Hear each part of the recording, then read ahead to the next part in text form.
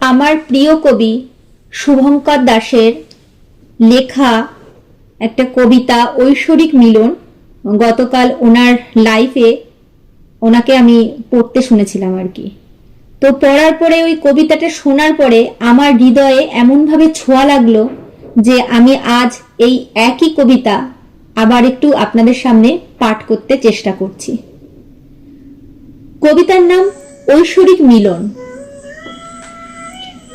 যখন সারা বিশ্ব মেতেছে ভালোবাসার অস্তিত্বকে প্রকাশ করতে, teddy day, hug day, propose day, rose day, kiss ডের মতো ভালোবাসার অঙ্গ প্রত্যঙ্গকে তেল মাখাতে, ভ্যালেন্টাইন্স ডে নামক পাশ্চাত্য সভ্যতার রসায়নকে নিজের রক্তে উপলব্ধি করতে, তখন দূরে কোন পাহাড় গ্রামে ছোট্ট হাসপাতালের বাইরে অপেক্ষা করছে তার মানুষ বন্ধুর জন্য একটা জঙ্গলের হাতি।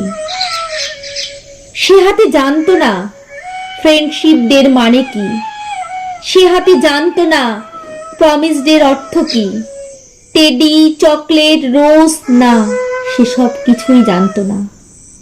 সে জানতো একজন মানুষ তাকে কিছুদিন লালন পালন করেছিল, তাকে খেতে দিয়েছিল, তাকে সেবা করেছিল, তাকে স্নান করিয়ে দিয়েছিল, তাকে নিজের সন্তানের মতো ভালোবেসেছিল। পরিস্থিতি, পরিবেশ তাদেরকে আলাদা করে দিয়েছিল কোনো এক নিষ্ঠুর সময়ে। হয়তো মানুষ বন্ধু তাকে ভুলে গিয়েছিল এতদিনে। তবে জানি না কোথা থেকে কিভাবে খবর পেয়েছিল সেই হাতি। এসে ডাকাডাকি করছিল হাসপাতালের সামনে। সবাই ভয় পেয়ে গেল, এদিকে ওদিকে ছোটাছুটি করতে লাগলো।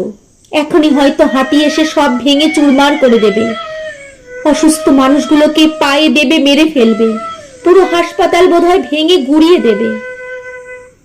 তখন ভেতর থেকে বৃদ্ধ বলে উঠল, তোমরা ভয় পেও না, ও কাউকে কিচ্ছু করবে না, ও আমার বন্ধু, ও শুধু আমাকে দেখতে এসেছে, শুধু আমাকে দেখতে।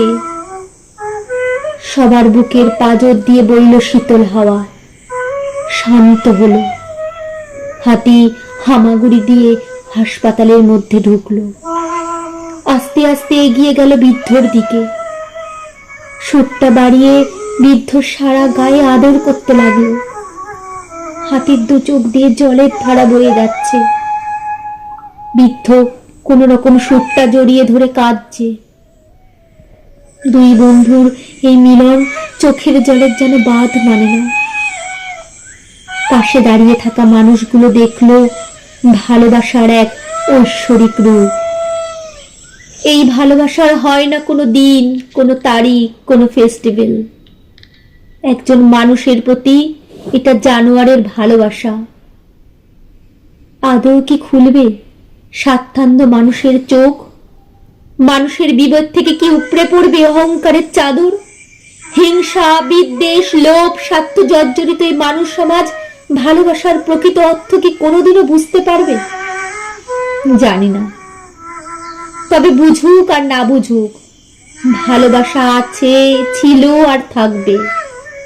হয়তো স্থান কাল পরিবর্তন করে সেটা মানুষের মধ্য থেকে উধাও হয়ে গিয়ে পশুর মধ্যে পরিলক্ষিত হবে, কিন্তু থাকবে।